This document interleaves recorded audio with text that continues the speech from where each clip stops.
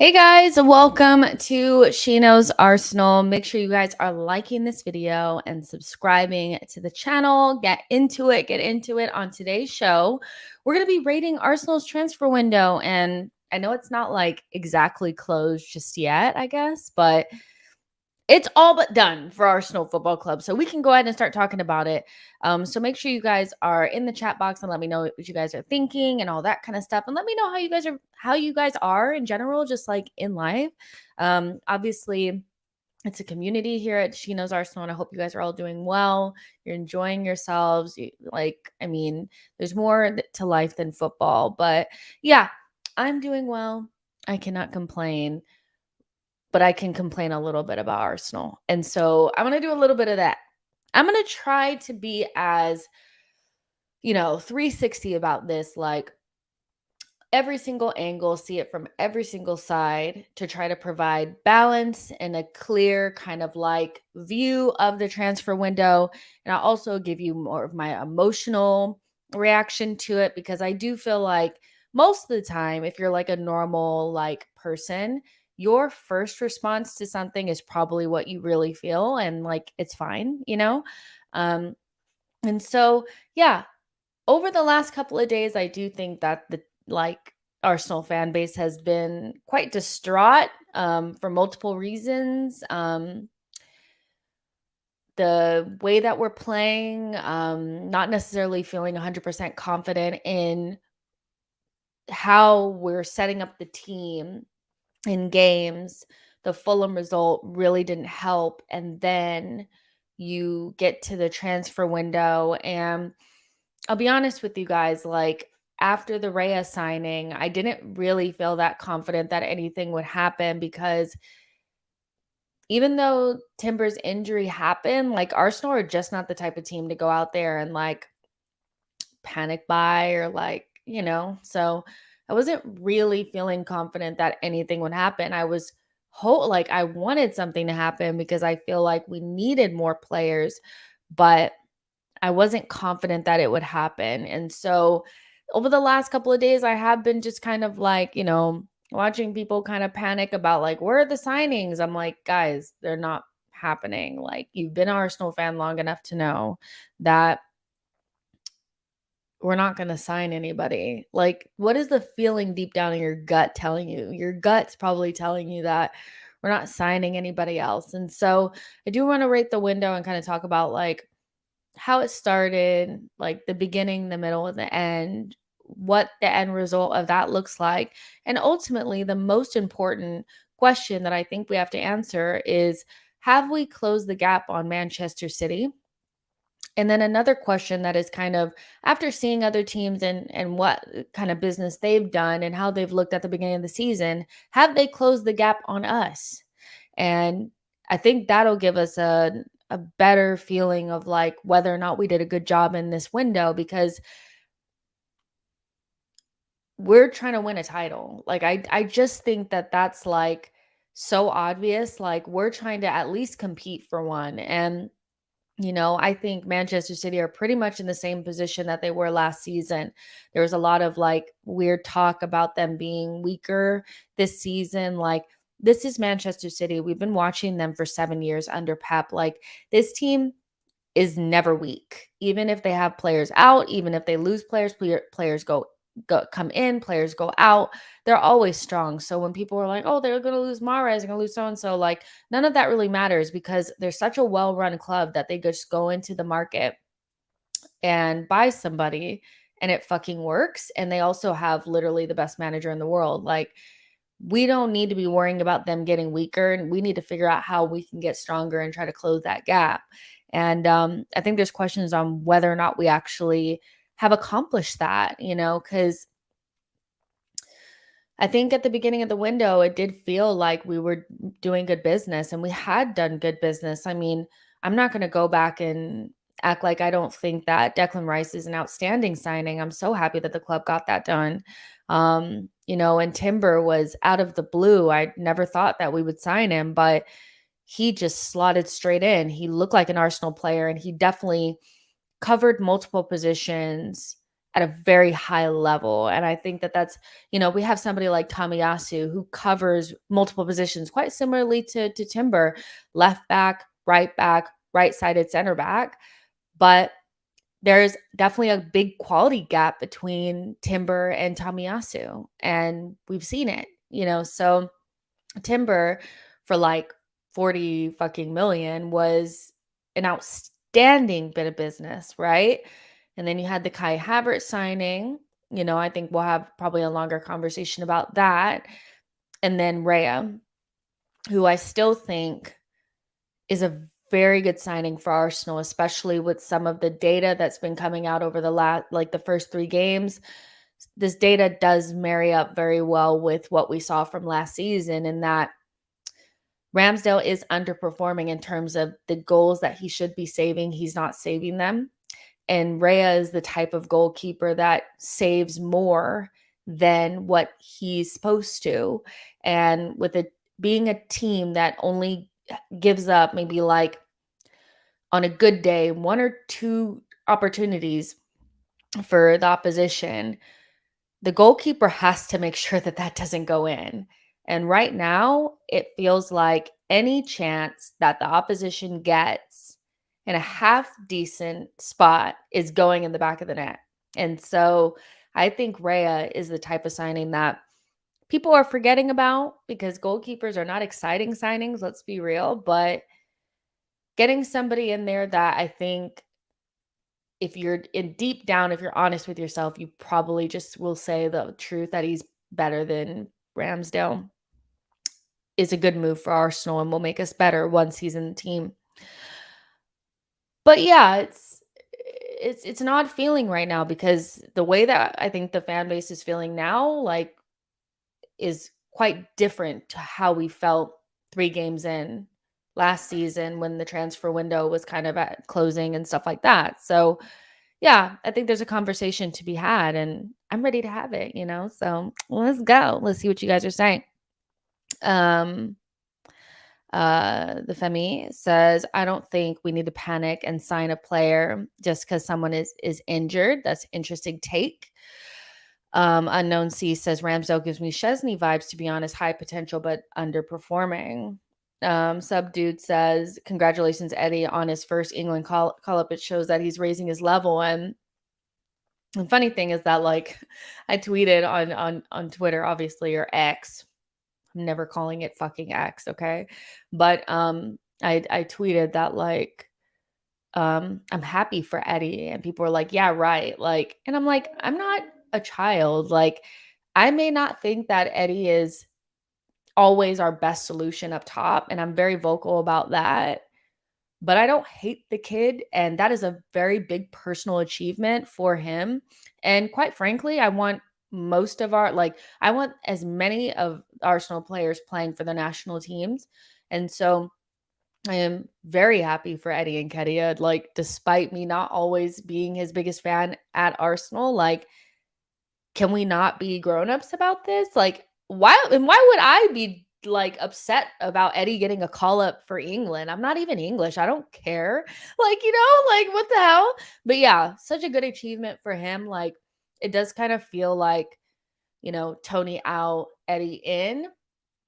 But, there are still some decisions that had to be made by Southgate. I don't think Southgate is always, like, the best, curator of a squad, if you will. But, there are other options like Ollie Watkins or Anthony Gordon or somebody like that. And so for Eddie to get the call, I think is super good. So I'm very happy for him.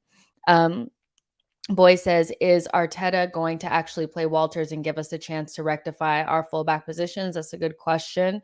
Knowing Arteta and being, like, we've known him for 4 years now. Like, there's, we know who Arteta is and how he operates. And when he's in a stressful situation, he tends to rely upon senior players rather than youth. And so Saka and Martinelli are the exception to the rule, because they're exceptional talents that were already in the team.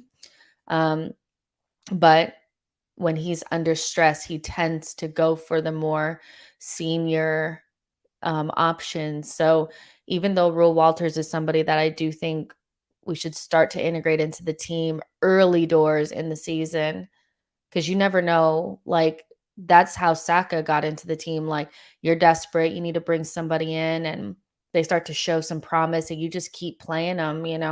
Will Walters could be that type of player at Arsenal. I don't know for sure, but knowing Arteta, he will go with Partey at right back. He might even go with Rice at center back before he goes for Will Walters. So we'll have to see how that develops. For sure. Al Dennis says, I don't get us sometimes. We were only complaining because Timber got injured. Why sign just anyone, then later be an issue offloading them? Um, it's interesting because, Arteta did his press conference earlier and was saying, like, you buy 3 or 4 players. That doesn't mean, like, if one of them gets a season ending injury, that you can just go out there and spend more money and buy somebody else. And, that sounds good. And Arteta is very good with words and knows how to convince people. He's very good in those press conferences. He can convince you of everything. But I don't think the option was, if you can't buy somebody as good as Timber for 40 million, because that's what it would cost you or more, then you just do absolutely nothing. And there's the loan market that you could look at, that it's up to them to figure out the solution. But ultimately, what I think it comes down to is the reason why we couldn't move is because we couldn't sell quick enough and effectively enough. And that still comes back down on the people that are running the club, because this is not a situation that we had like when it was just Kolasinac and Mustafi, where people were like, yeah, you just have to kind of cancel these guys' contracts during the pandemic. We have some young players that we couldn't fucking sell. And if you get rid of them early for good money, decent money, you can figure out a solution for Timber. So I'm not buying it. I'm not really buying this idea that if you can't buy another Timber, you can't do anything at all. And yeah, I get that you have to toe the company line and kind of like say what is the reason that we're going to give to the fans, and this is it, that you just can't go out there and buy another player just after you spend this amount of money.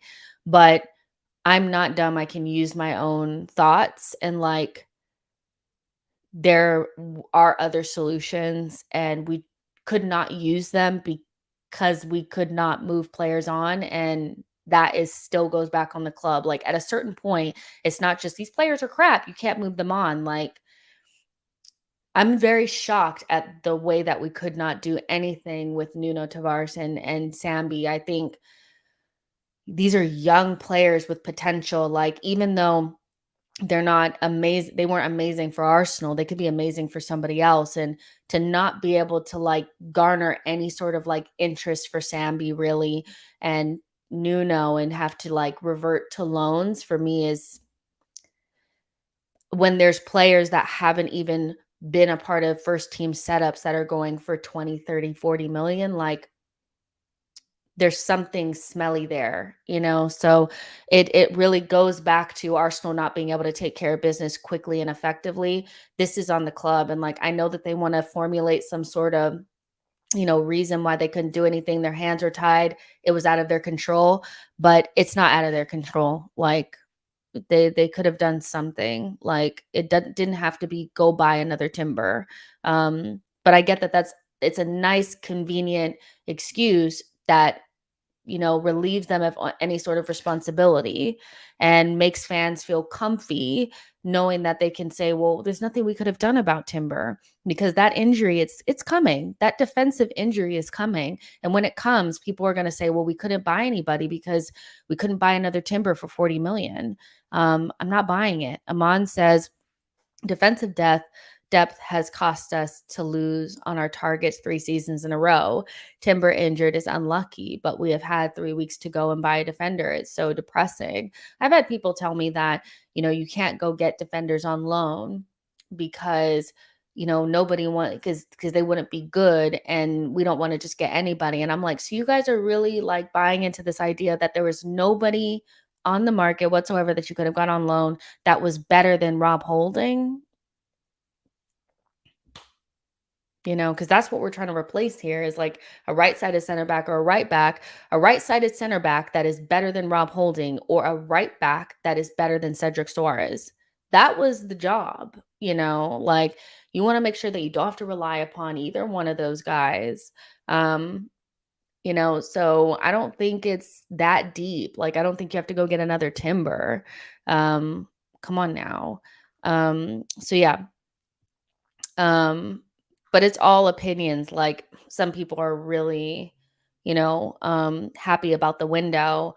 I was happier um before, but the Timber injury, I'll be really honest with you guys, like since Timber got injured, I found it very difficult to get excited about the the season because like we still have talented players, but that was the one defender that we brought in to become like there was a lot placed upon him. Like a lot of our plans around the formation that we're playing now and everything was built around the idea of having Timber in there.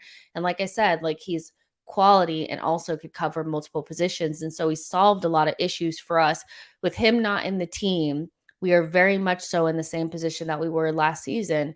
And so I am waiting on that injury to happen that's just going to collapse our season, and maybe that's trauma speaking because but it's happened 2 seasons in a row, so it's kind of like it's difficult to for me personally to get very like excited about us winning and all this kind of stuff because I don't that Timber signing was so big. Like it was actually like if he was still like healthy, he would have been my favorite signing of the window because of how quickly he slotted in, how impressive he was early days, like, you know?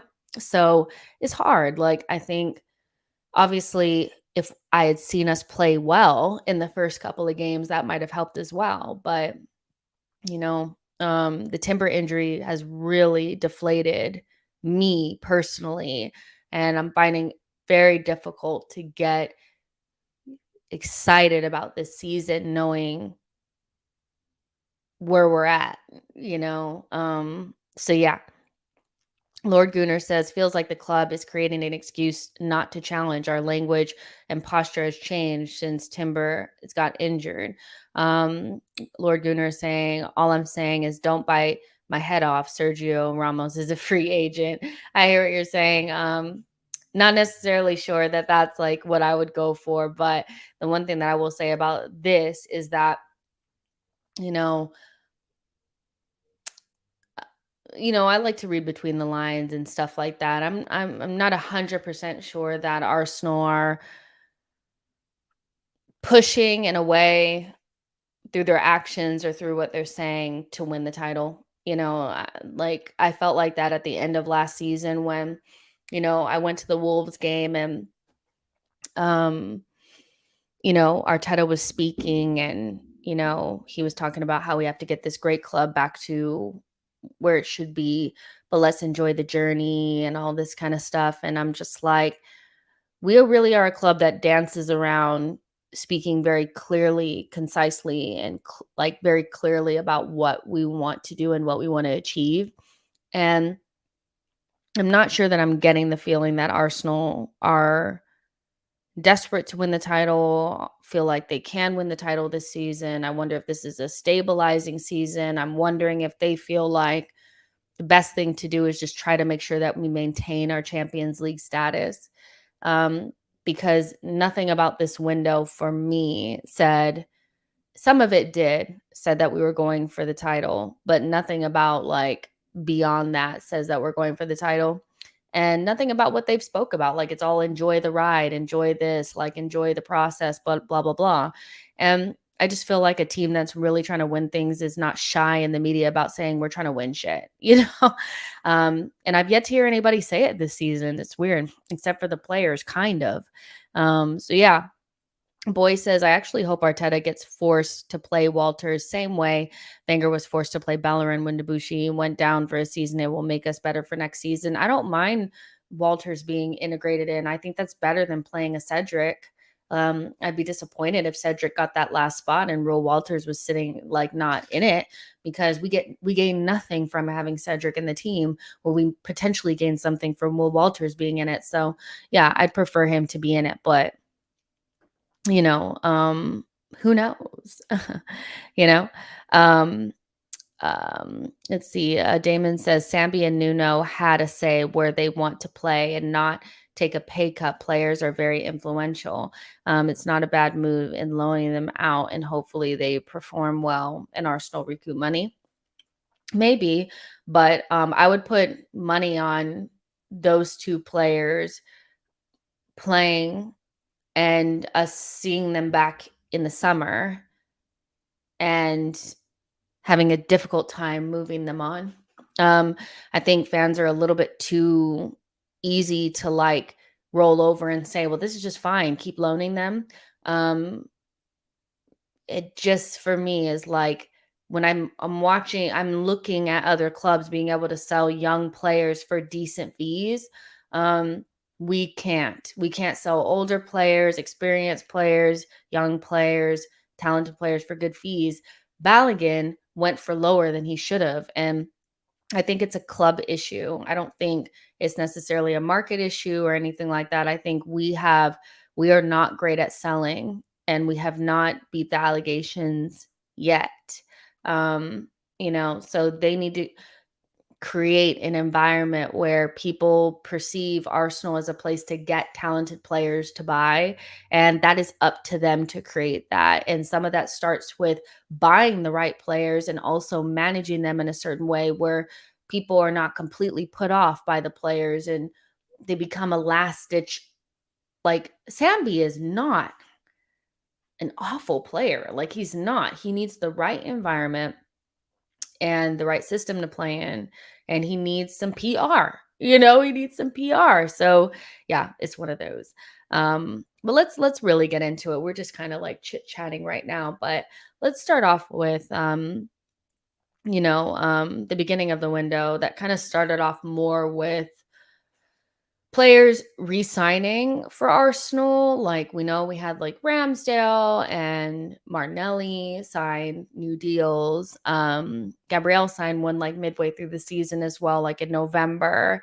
And we had new deals for Saka and Saliba. And this kind of work cannot go unnoticed. It cannot go unspoken about, because for me, re-signing players, new deals, things like that do go into the window and have to be taken into consideration with a rating, especially if they happen during the window. And for me, this was super important. And somebody pointed this out to me, and I didn't even think about it, but maybe potentially putting the likes of Saliba and Saka on higher wages in order to keep them at the club hindered us from being able to have wages to give to somebody else. Or maybe that's a reason why KT had to go. KT was on £100,000 per week, and maybe he was almost like a sacrificial lamb. Like, we need to be able to get some of this back, because we have really put ourselves out there. That is one thing that I will say, is that in terms of trying to get players to stay and trying to bring in players like Declan Rice, they have really stretched to make that happen. And so maybe there are some things behind the scenes that we don't necessarily understand or haven't been able to see that have kept us from being able to move in a certain way. But new deals for Saka and Saliba, for me, cannot be overlooked, because if you needed to bring in somebody like Bukayo Saka into the club this summer, first of all, they don't exist. Like, they don't exist. Players like this don't exist. But you have players like Doku, who's not as good as Saka, going for like 60 million or something to Man City. Players like Cole Palmer going for 45 million to Chelsea. Like, the player doesn't exist, and also if the player did exist, they would cost a lot of money. And so getting Saka on a new deal for me was so important. Would I have preferred it to have been a longer deal? Yes. I am a little bit worried about the 4-year deal, because after this season, you have one more season, then you're renegotiating, or he is preparing to leave us, on a free deal.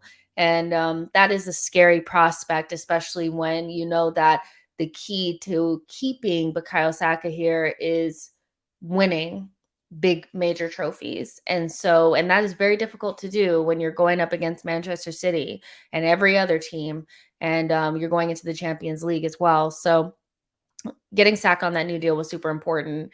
And then Saliba, because first 3 games of the season, despite Arsenal as a whole not playing well, I think has been a good PR boost for William Saliba, because he is a player that for me ends up being the test of objectivity, like when I speak to rivals.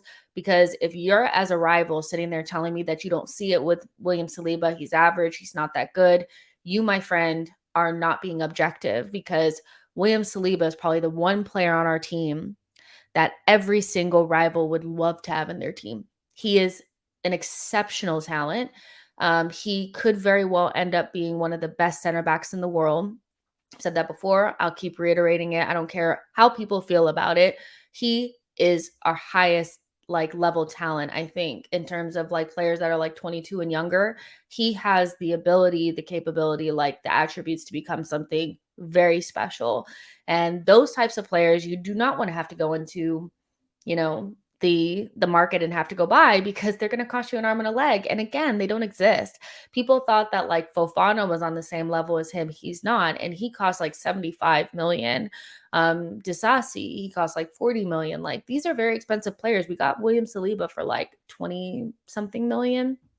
So, getting those players on new deals is super important. And I know it's not something that people get excited about, because we like new and shiny things. That's how the modern football fan is very obsessed with new and shiny things. So people don't really give a shit about this stuff, but it's so important because it saves you money in the long run.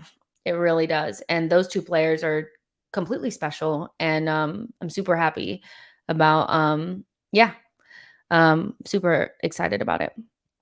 Let's see. Boy says, oh, well, we'll get to see how far this squad can be stretched sooner rather than later. Exactly. Lord Gunnar says, only 2 defenders I'd put above Saliba. Who are those 2 defenders? I'd love to know. Let's see. Gunnar Vittel says, I remember Sambi was cooking when Partey was injured 2 years ago. Thought he was that guy. It's one of those things where it's I think there is something with Arteta learning how to manage the squad. And I do think it is, hold on real quick. I'm just reading something real quick. Okay. So, wow,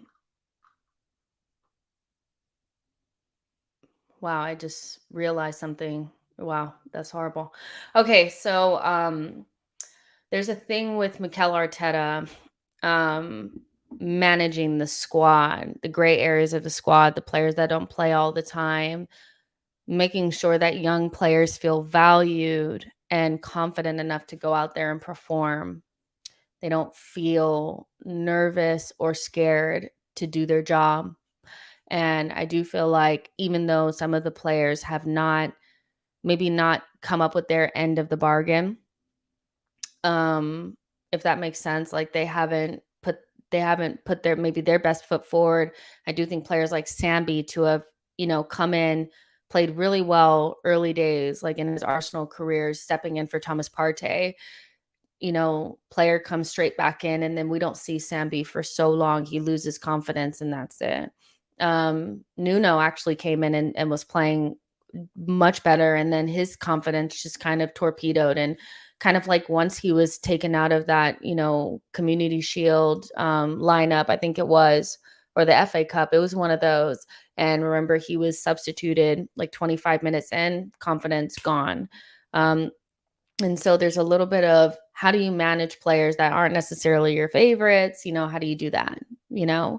And so I do think you kind of tank their value a little bit and make them you make them less valuable when you don't give them a platform to perform their best. And some players you can't do that with, like they're just not good enough.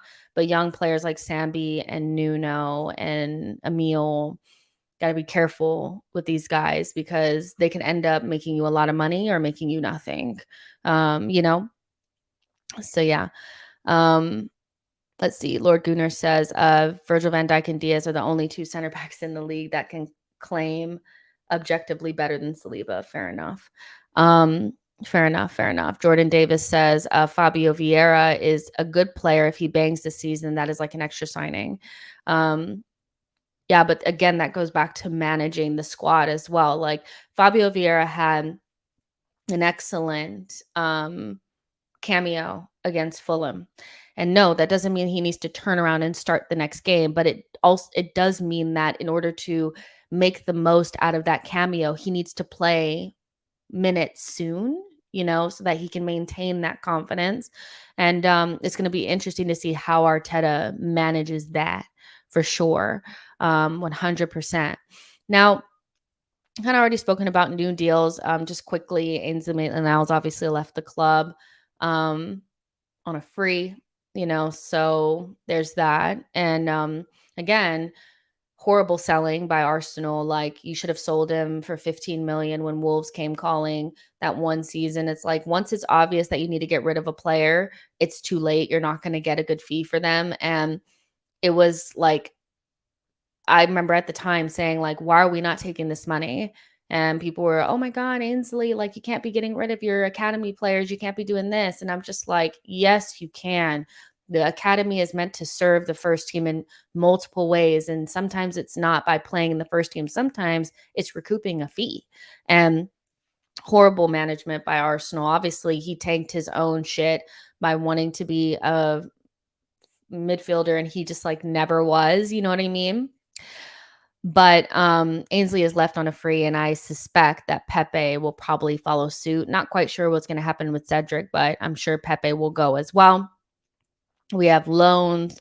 Lakanga has completed his loan to Luton Town. That happened today. Nuno Tavares loan to Nottingham Forest. Now, the interesting thing about that is like there's a 12 or 13 million pound option that becomes permanent under certain conditions. So we have to keep, hopefully he doesn't fall out with the fucking manager. That is the key for Nuno. He is chaotic and definitely not the perfect player, but I think his main hitch is not getting along with the managers. So hopefully Nuno can make that permanent by playing a lot of minutes or whatever it takes, whatever it is, staying up in the Premier League, playing a lot of minutes, whatever it is. Tierney loan to Real Sociedad. I kind of don't understand it because you could have kept him and had some depth. I know he wanted playing time, but it's one of those where I kind of felt like the only way you'd let KT go is for a decent fee. And we got none of that. We gave him away on a loan. It just made no sense. Patino has gone on a loan to Swansea. Already has 2 assists, by the way. Definitely somebody to watch out for. I think he also got his first call up to the England 21s today. Congratulations to him and Brooke Norton-Cuffy. And then Renarsson, he also went on a loan, but he has 1 year left on his deal, so he will not be an Arsenal player at the end of that loan. Marquinhos, loan to Nantes. We'll see how that develops. And then Akwanko today has secured a loan to Wrexham. So we have quite a bit of players on loans. Mostly young players, but the one that stands out to me the most is Kieran Tierney, because that made no sense to me whatsoever, to let him go with so much not a lot of depth, in that defensive area.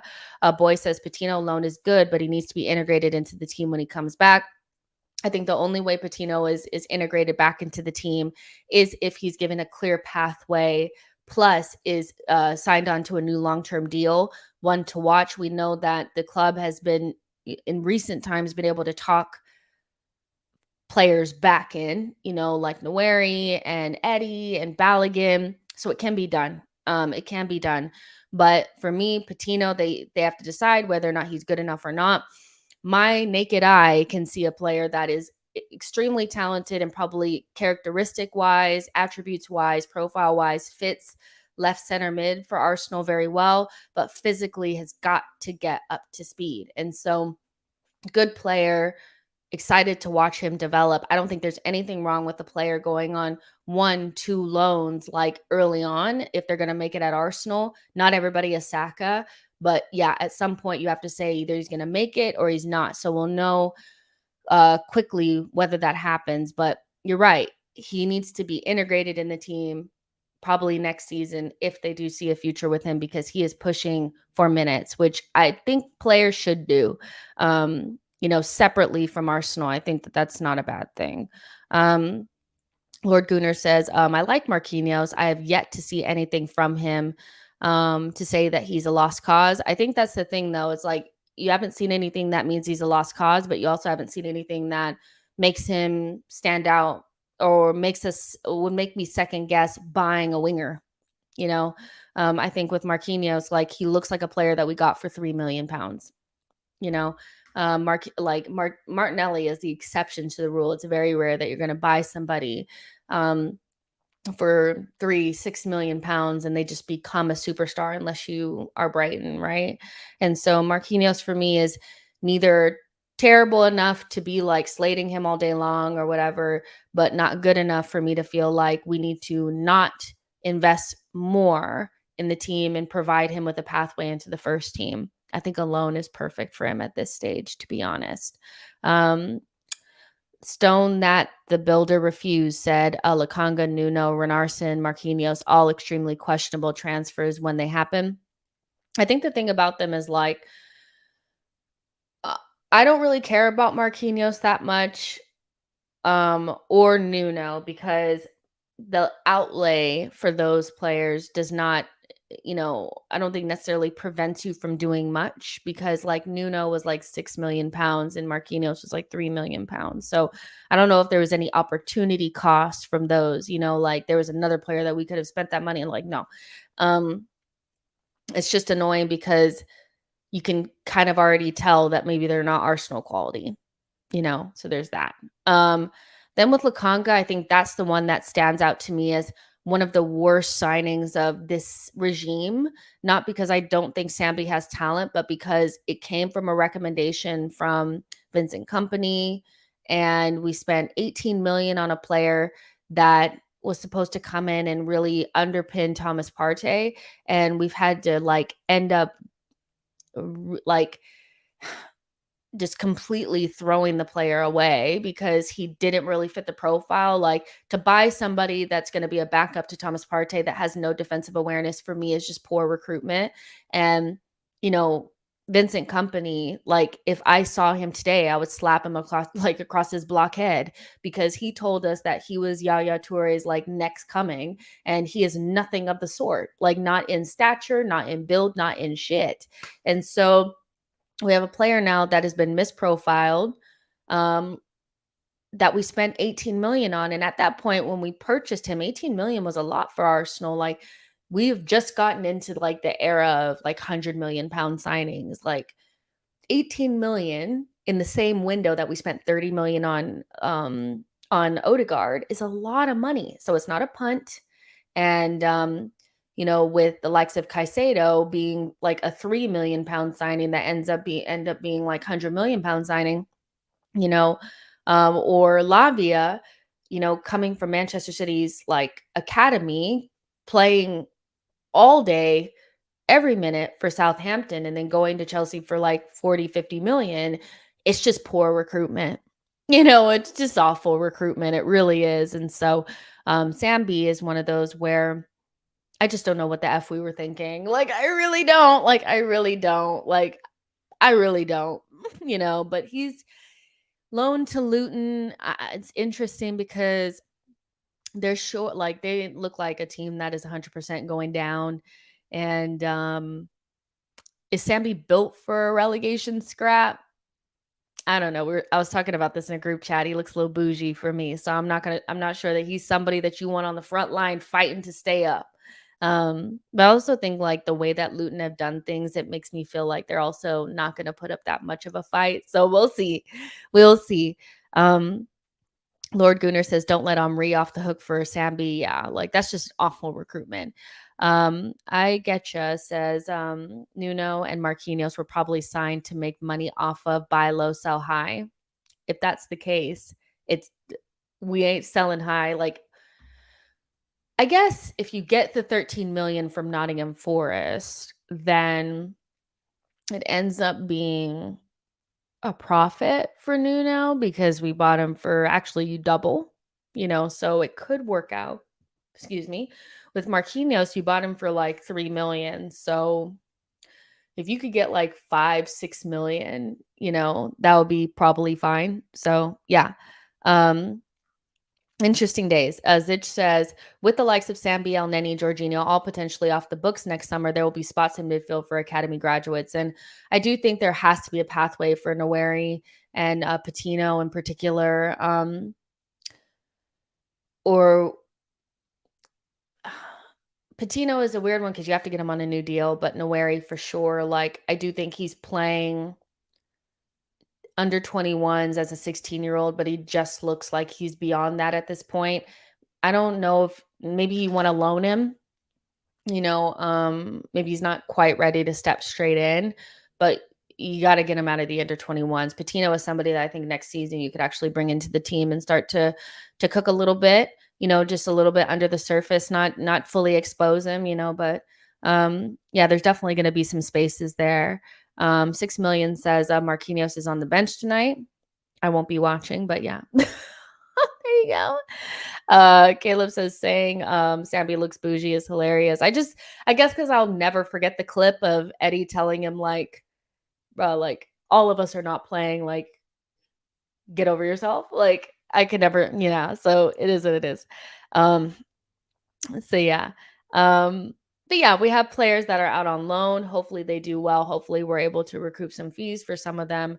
I'll be very, very interested to see how Tierney gets on at Real Sociedad. I think one of the most shocking things about this window is how low his stocks are and how like I actually thought he'd be one of the first players out the door, and for a significant fee. I'm surprised that we weren't able to do anything with him. And I do think that, like, separate from Arsenal, if don't have my Arsenal hat on, I think Newcastle are very smart to go after whatever his name is, Lewis. Is that his name? Lewis Hall, maybe is his name. You guys know what I'm talking about. Chelsea left back, because the wages are a lot lower, and in a year he'll probably be better than Tierney, and so it's a longer term investment that really is probably a better fit and smarter recruitment. Like, Newcastle are no fucking dummies. Like, they have a sporting director who used to work for Brighton, so they know what they're doing. And so they went for the longer term, high value, high reward option in Hall instead of Tierney. Aston Villa ended up not buying a left back, but I thought that maybe that would be a good option for him. He just had no suitors, you guys. Like, that's wild to me. Very wild. But, I'm interested to see what happens with him because he's playing for a Champions League level team. And so hopefully it gets him in front of different people and they can see how good he is, because he's good for somebody. He just wasn't good enough for us. So yeah, for sure.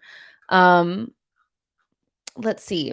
So moving forward away from the loans, because that shit's boring. Let's talk about the outgoings. I think this is really where our window stopped, is not being able to move players on quickly and effectively to open up space for new signings to come in. Because as much people are trying to like pretend like we weren't still in the market, had we we would have known if we were not in the market anymore for anything, because they would have said it. We're Arsenal fans. We know we're not in the market. We're not in the market. And there was many reports coming out after we had signed like Timber and Havertz and Rice that Arsenal they're going to look at outgoings, and then depending on what they did with that, they were going to look at maybe an attacker, another midfielder, and then Timber got injured and it became a defender. And this is really an area of an improvement for Arsenal. I just think that this is just very like not this is not it. Like, this is not it. Like, this is not it.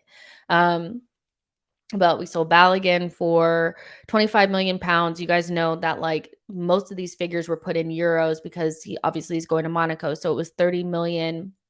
It was 30 million euros plus 10 million euros in add-ons, which comes out to 25 million pounds and 8 million in add-ons. And there were a lot of Arsenal fans saying that we stuck to our evaluation and look what happened.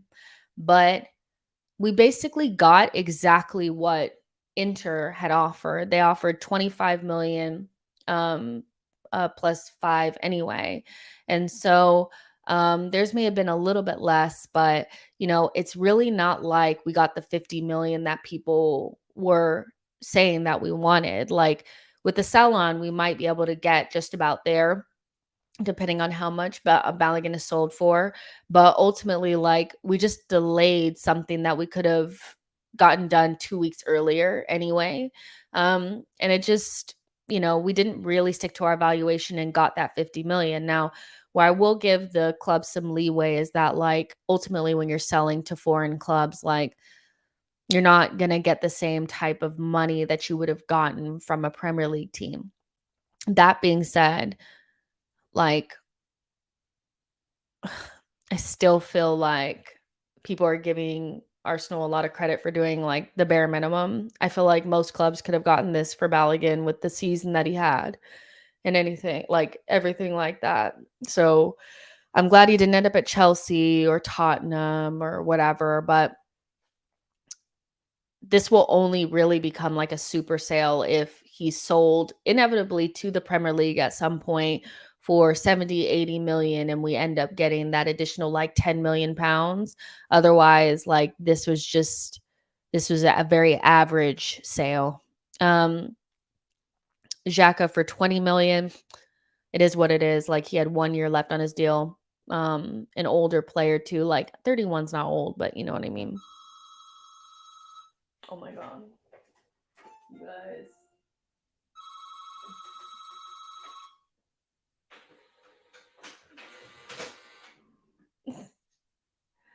Please turn off. I thought I turned it off. Yes, this is a fax machine printer. Leave me alone. Xhaka for 20 million, it is what it is. It's a good sale, I think, with 1 year left on his deal. That probably was our best value for money sale, if that makes sense. Then 8 million for Turner. That was lower than I probably thought, but is what it is. Holding for 4 million, Trusty for 4 million, Mari for 5 million, which ends up being about 66 million pounds. At the beginning of the window, people were talking about Arsenal were looking at recouping over 100 million pounds worth of sales. And I fucking laughed. Like, we were never getting that. We always think we're going to sell way more than what we do. And we always end up with a way lower number. And this is really why we weren't able to go back out into the market and make things happen after the Timber injury. And even for an attacker, like, we were always going to be able to loan out all these players and get some of that space back in the team. But this is why. Is when you really push the boat out to try to get a Declan Rice, you spend almost 70 million on a Kai Havertz, you spend 40 million on Urian Timber. If you don't sell, like, you can't do anything else, So this is really disappointing from an Outgoings perspective. And, people will tell me that these players are not very good, but like the reality is we've seen other teams get decent figures for not so great players. So, there you go. Unknown C, thank you so much for your super chat. You're saying good content, very informative. Keep it up. Thank you. I don't know if it's like super informative. Like I do like basic research, and then you guys just like kind of watch me talk through the things going in my mind and I call it a show. But thank you so much. I really appreciate that. I really do. Thank you so much. Let's see. Saida says, why do you think we struggle selling well? It can't be because our players are bad, because I've seen worse players get sold for more. And I'm in the same boat. Like, I think it's us. I think I don't think our the thing is, perception is key. Like, I think I've always felt this. I've always felt perception is so important. I think, um, if Balogun is playing for Chelsea, they get the 50 million for him. They just do. I think that's, um, they just do. Because the perception of Chelsea is that even if they buy players that don't work for them, they're high value players and they'll work for somebody else. Um, or their academy products tend to do well other places. So they're able to really maximize their academy and sell high for players that haven't even really played for the first team. Man City are also kind of getting to that, and so the perception of those two clubs is that good players in the academy, in that team, let's go get them, right? Arsenal, the perception of Arsenal is that we don't have very good players, and the perception and the reputation of the club is not going to change for a very long time. I think you earn your reputation over a certain amount of time and you have to earn your way out of that reputation. Arsenal have been a non-factor for 10 years, or even more. Like, we have not been a superpower. Like, we've been very heavily reliant on Arson tax, Henri tax, Invincibles tax for a very long time. And we've been poorly run for so long. And so we're going to have to really work our way through that reputation. But what doesn't help your perception, and I do this too. So I'm not saying it like to be like an ass to anybody else or blame anybody else, because I do it as well. But when you sit there on a match day and talk about how bad Rob Holding is, and you retweet everything, you keep tweeting, you keep saying you're on a YouTube channel talking about how shitty he is, he's the worst player, blah blah. You're not going to get very much for that player. Some of the main people, when the news of Nottingham Forest wanting to sign Nuno Tavares on a permanent deal, like, it ended up not being 30, it ended up being 13.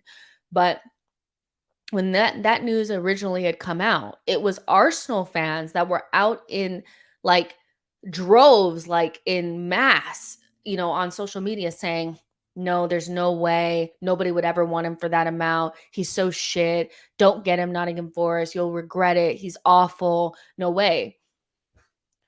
That is not helping the perception of our players. It's just not. And so, I think that doesn't that is definitely something that we need to look at. Like, I do think that we are very active and vocal and volatile and like kind of reactionary on social media. And so those things don't help.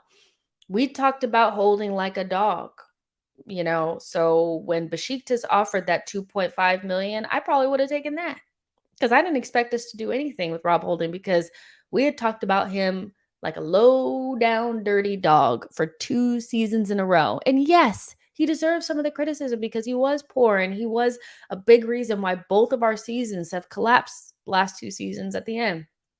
But people that think that we're about to get more than 10 million for Rob Holding because he is English, fuck off. Hell no, we were not. And so I think a lot of it is perception.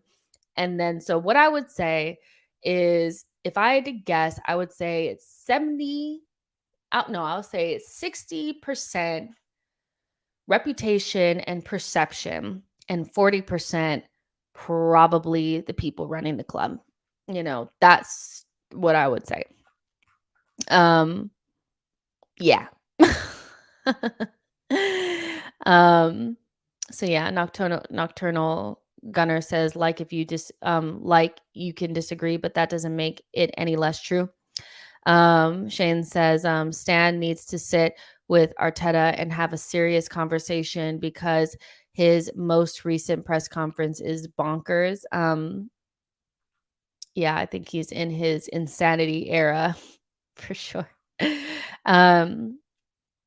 So yeah, Boy says Holding should have been sold 2 seasons ago. I agree with that. I think we waited way too long, and he has been a thorn in our side ever since. Like, it's been obvious that Rob Holding shouldn't have been here, and I also think like this whole idea that you should have people in your team just for vibes is so dumb and so like just so not a winning mentality. Like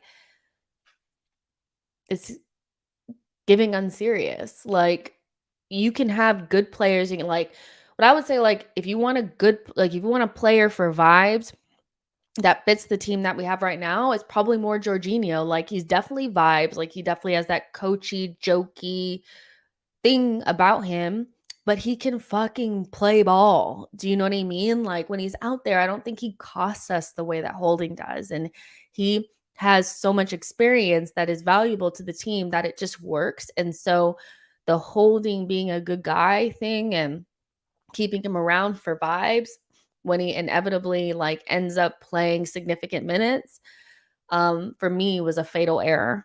I just don't think we needed to do that as a club. It never really resonated with me and it never will. Um, but to each his own. I know some people that are hard and fast. Like you got to have a Rob Holding in the team. You got to have somebody in the team that doesn't care about playing time, goes out there, works hard, true professional, blah, blah, blah. I get that. But if it was up to me, I would have sent El Neni and Holding packing a long time ago because yeah, that's just me. Yeah. Um, let's see. I'll name this account later says Arteta is partially to blame. He doesn't put um the role players in positions to succeed, chucking Holding into a system that he can't play and was setting Holding up to fail. Bella, I don't know why she's barking. Maybe share the door. I don't know. um, but yeah, like to me, I think perception is definitely there. But some people like Just a J says fan perception doesn't affect fees. It's match training, performances, age, experience, contract length. I mean, if that's how you feel, that's how you feel. For me, like it doesn't wash. Aubameyang, like consistent striker. We couldn't get anybody to offer a shit for him. But he turns around and is sold for 20 million from Barcelona to Chelsea. You know, so yeah. I think perception does make a difference in the way that our players are presented, the way that they're managed. We just don't put them in a decent light to be looked at as players that are useful or good or whatever. And that's just me. So Aha says Bella wants some signings. Well, she knows that we're not getting any. So there you go. But the outgoings were definitely disappointing. And I guess the last question on outgoings that I wanted to ask you guys is, do you guys think we made a mistake selling Balogun? I know a lot of people have said that it's going to come back to bite us. He's inevitably going to become a star and we will feel some type of way about it, not giving him a chance, da da da. So I want to know from your guys' perspective, do you think that we made a mistake selling Balogun because it's our biggest sale? It was kind of contentious for a while. Like a lot of people had turned on Balogun and said that he was like had a bad attitude and stuff like that. But um I've talked to some rivals that feel like we made a mistake. Like they think he's really good. And so it'll be interesting to know what you guys think. So let me know in the comment section. And I'll put it up to Balogun. Mistakey. Let's see. So yeah, you guys let me know in the comment section while I just check Twitter. I know nothing is going to happen, but I just have to check because that's what we do. Albert Sambi Lakanga joins Luton Town on loan from Arsenal. So yeah, that just was announced. Good for him. That was like an hour ago, actually. So yeah.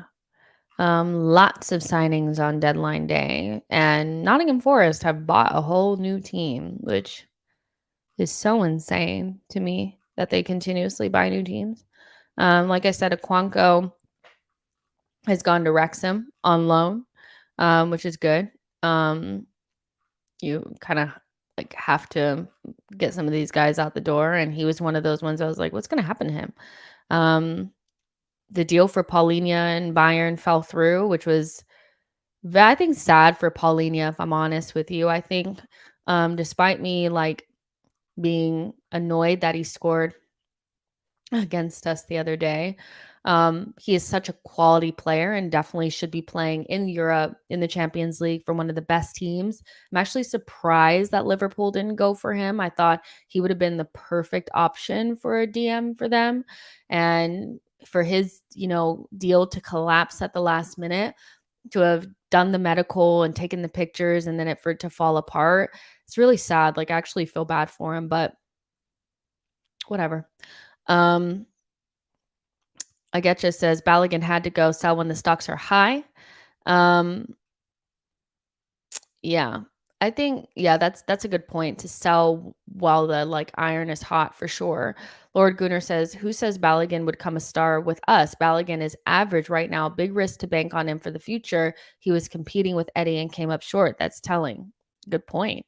I'll name this account later. Says Balogun had to go because he only had 2 years left on his deal and he wasn't going to sign a new one. The mistake was not renewing his contract a year ago. Fair enough. Um, I like those points. I mean, I kind of stand on the side of we should sell him and it's fine. But some people are dead set on like this is another Gnabry, and I just don't think I feel that way. Like I'm not getting any vibes of a Gnabry from this, but you just never know. Boy says Balogun didn't even get to compete. But he had the choice to. And I think that's significant to me is he didn't want the chance to compete. Like, Arsenal were not forcing him out. Like, if he wasn't desperate to go because he wanted to be the main man wherever he was going, Arsenal would have kept him. Like, I don't see a scenario where they were just going to throw him out. Like, he didn't want the opportunity. And so, it's a two-way street. He has to want to, and then Arsenal have to provide a platform for him to do it, So it is what it is with Balogun for me. I'm glad that we got the sell-on clause, but I really wish we would have got more for him, but it is what it is. So last but not least, like obviously we're gonna go over the incomings and Declan for 100 million. I mean, what I would give to go back to when is he going to be announced? Like, and being desperate for the announcement video, like what I wouldn't give to go back to that, because that was like the peak of the window, that was like the top of the window, like, and knowing that we got Timber done and all that kind of stuff. I mean, the mood has switched so, and I think that may be the thing about Arsenal fans in general is that we like switch very quickly. Like we're either going to win it all or we're going to get relegated, And so even though we still bought Declan Rice, we still, we have Havertz, even though we have to wait and see how he turns out. Timber's not like gone forever or anything. The mood has really switched quite ferociously in a very short amount of time, based on a couple of factors. But I'll tell you guys this right now that Declan Rice, for me, obviously, like, I thought Timber was the best signing, like, early doors. Like, he just kind of fit in really well. He was the perfect signing. I like that he came out of nowhere. I liked the price point. I liked everything about it. It was perfect. Um, but Declan Rice looks like an absolute star. Like, watching the games back, it's such a shame because as a team, we weren't playing at our highest ebb. But when you're watching Declan, you can just tell that like he is going to be exactly what we wanted and probably more. Like I like everything about him. I like that he snuffs out danger. I like what I've seen with him on the ball. That was a big criticism of him, is that he's not going to be able to replicate what Thomas Partey can do. And no, he's not on the same level in terms of his like the way that he operates on the ball is not the same as Thomas, but he is no slouch. He has a pass on him. He has a pass on him. And I'll say, like, in the ground, watching the Fulham game, the one thing that stood out to me about Declan is that he was not really willing to just like allow Fulham to just have their way. Like he was getting stuck in, he was winning the ball back and he was trying to hurry us up and like, but like in a leadership way, not in a frantic, like scared way. Or I thought some of the players were like radiating a little bit of like fear. So they were trying to go so fast, that they were making mistakes, where he looked calm, cool, and collected, but like he was putting in that tackle. Like he was not just going to let Fulham walk away with the points. And I like that about him. And it's just such a good signing. Like the fact that he can play in the 8 and the 6 role, he's learned that 6 role so very quickly. That's no shade to Thomas either. Like every single time I've said that, people are like, but Thomas Partey is I don't give a shit. Like Thomas is fucking great. Like he's such a good player, right? But that doesn't mean that Rice has not slotted into that position really well and looks at home there. And he's looked decent in the 8. I wish he would have scored one of those chances that he had against Nottingham Forest. I mean, one of those scuffed volleys was shocking, but what a signing, and he's kind of the centerpiece of the signings now because Timber, is not there, and we're still waiting to see what's going to happen with Kai Havertz. But I'm so happy that we got him. And, I know some people were desperate for Caicedo, but Rice was the perfect signing because he has the leadership. He has that, and I just feel like that extra soft factor is what we need, especially when you lose somebody like Granit Xhaka. You have to have somebody that has that vocal, and that presence and all of that. And Caicedo has presence, but not like the way Declan is going to do for us. And so I'm over the moon with the signing. Like I really am. And having the opportunity to watch him 3 times in person recently, he's gotten better and better and better every single game. And like this is early doors with him not being fit coming straight in, because remember he had an injury. I am just so over the moon with the signing. Like that alone for me started the window off at a 6, because it ticks so many boxes for me personally.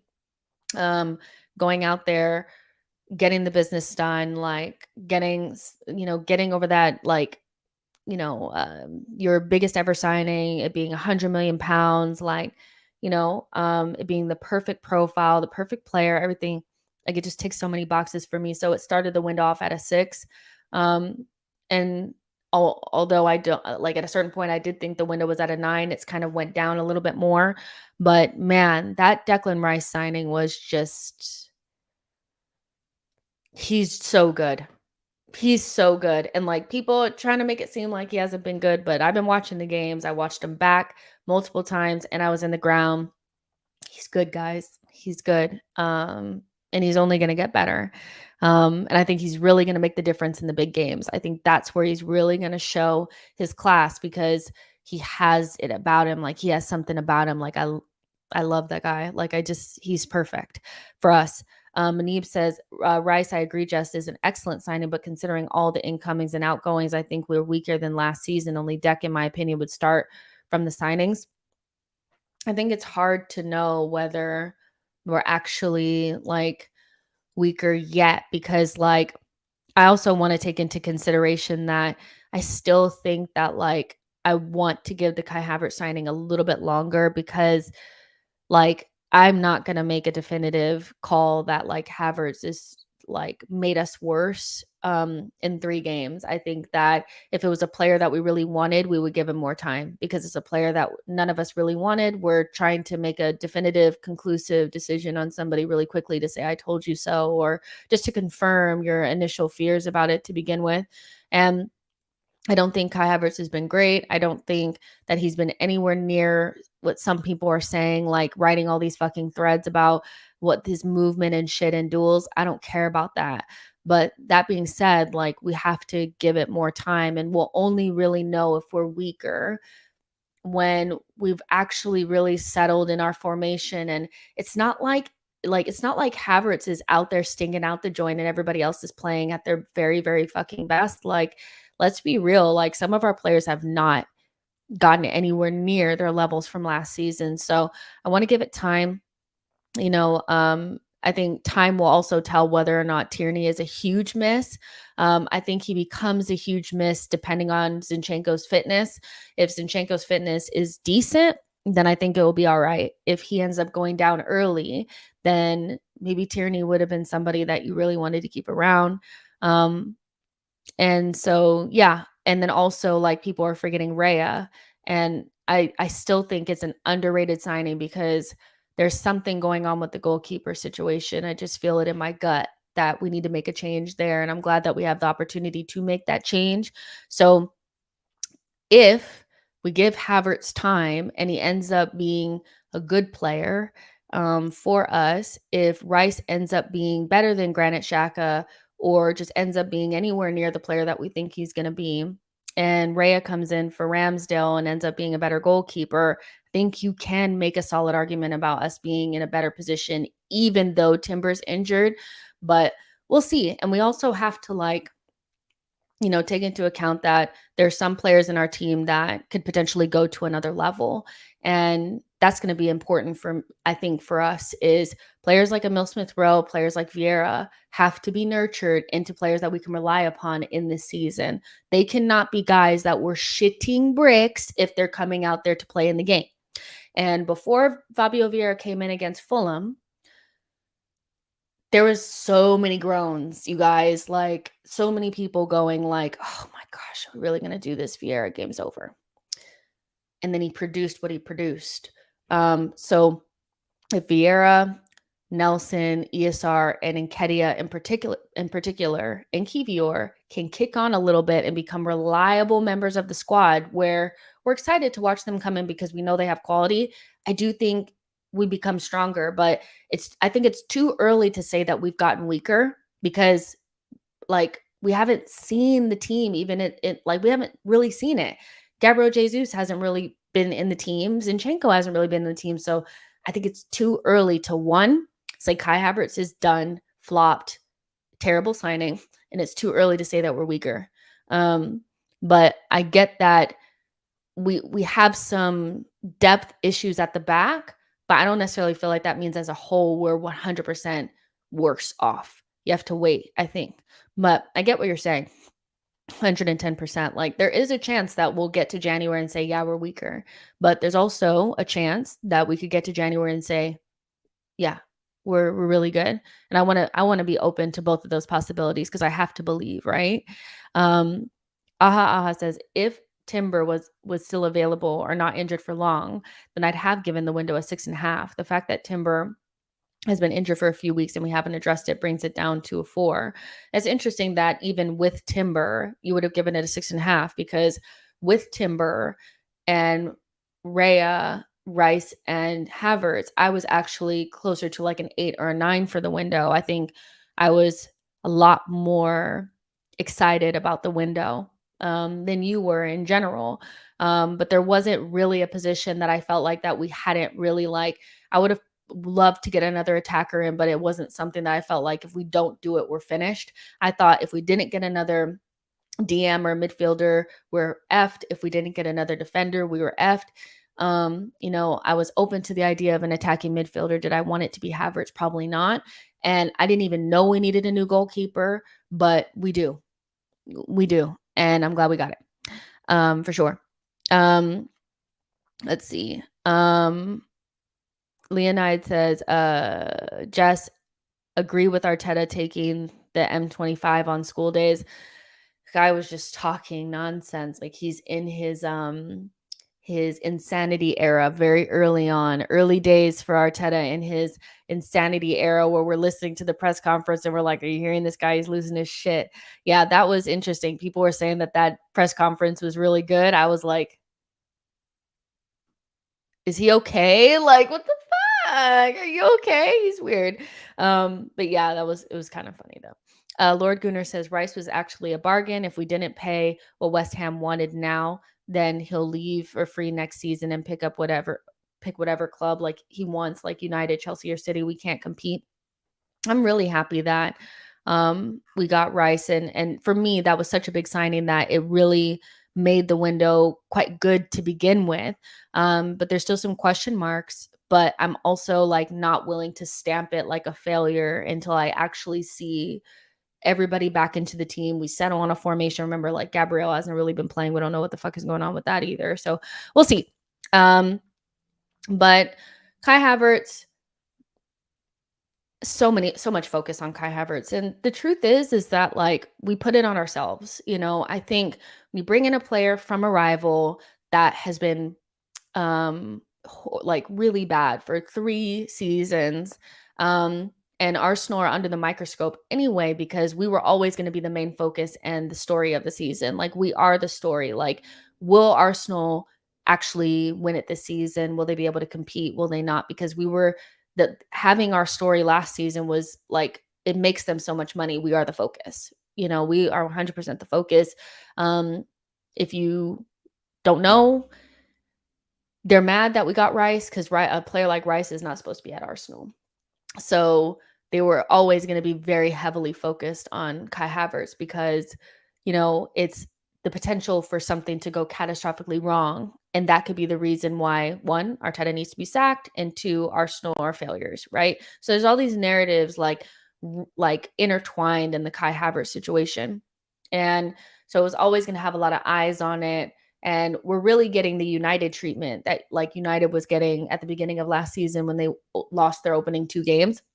The difference is that like we haven't lost a game, but we're getting the same treatment where players that we bought are being heavily scrutinized. They're doing tons of segments on it. They're comparing stats for three games. They're doing podcasts on it. I mean, we are that girl. We are the it girl right now. And Kai Havertz is like the main subject. And think we brought it on ourselves really because we didn't have to go get Kai Havertz. Even if we wanted a player that played in those similar positions, we didn't have to get him. We could have got somebody else. For 65 million, you could have got, we know now, you could have got Sabasalai, you could have gotten, or Soboslai, sorry. Somebody told me that it annoyed them so much that I didn't say it correctly. Soboslai, you could have gotten McAllister, you could have gotten Nunez, you could have gotten, there's several different players that we know, Gravenberch, several different players that you could have gotten to play in that position that we didn't go for, and we went for Kai Havertz, and they were clean slate players. They were players that didn't have any like baggage attached to them. And so when you don't have the baggage, it makes it easier for a player to be introduced into the team with less pressure. But there is so much pressure on the Kai Havertz signing to work that I just feel like with the team already kind of looking like they are devoid of a little bit of confidence, maybe they're feeling a little bit of hangover from last season. Maybe they're having a little bit of, what is it called? Imposter syndrome. Like, are we good enough? Are we not? To drop another player in there that is dealing with their own emotional baggage from being at Chelsea for 3 seasons and essentially flopping there was, I think, unwise on Arsenal's part, but they have to live and die by their choices. Like, it's just not something that you had to do, even if you wanted a player of that, profile. So there's a lot on it and it has to work. As time goes on, like if he doesn't start to really kick on, he's going to get some of the worst hate that you've probably ever seen, especially if Arsenal are not playing well. So I am worried that early doors, it's already this bad. It's been 3 games and we haven't even lost. Just think about the first game that we lose. It's going to be terrible. So Arsenal, they didn't have to do this. They really didn't have to do it. And 65 million could have been used to go get Mohamed Kudus. It could have been used in so many different ways. And so I hope that it works out. I want it to work out. I'm not quite ready to say that it hasn't, but my God, if it doesn't, there has to be questions asked, really, because I was even reading that like Arteta was the main driving force of this Kai Havertz signing. Like he had to convince the transfer team and recruitment that this was the right signing. And I have to be honest, like I don't feel 100% comfortable with Arteta having that much power because I think with his like being so young and new to the job that I think the recruitment team should be able to push back on that and say, well, I know you want this player, but there's this other player here that costs half the price, but can do similar things. Or even tell him, you know what, actually, you should probably just invest in Emil Smith Rowe, because Emil Smith Rowe can play center forward or false nine. He can play off of the wings as well, and he can play in that 10 position. How about we invest some time and money, or not time and money, but like some time into Emil Smith Rowe to play that same position, and use that 65 million to buy a attacker or something like that. Like, there has to be some pushback on this, because this is just something that was, to me, unnecessary, very unnecessary, has to work. I feel like it's high risk, high reward, but it has a high likelihood of not working as well. And so I want it to work, but this is the most questionable thing that we did in the window. And I cannot understand why we've done it. Like, I can understand how because early doors, I knew that he would play in that Xhaka position, and we would try to push somebody into midfield and create that box, create that diamond, and create a scenario where he can have less. He doesn't have to be as influential, but he's getting on the ends of things and stuff. But he's not really getting on the ends of things. Like, if he does get on the ends of things, his shots are quite meek, you know, or he's just nowhere near it. He's had some unfortunate situations where, he was just offside for the Odegaard goal against Fulham, and, Martinelli really should be doing better with that chance against Crystal Palace in the first 2 minutes of the game. That would have been a Kai Havertz assist. And even Eddie had like one against, Forest that he probably should have put away. He has been robbed of assists, but he's also robbed others of assists. So yeah, it's a tough one. It just is something that I'm like,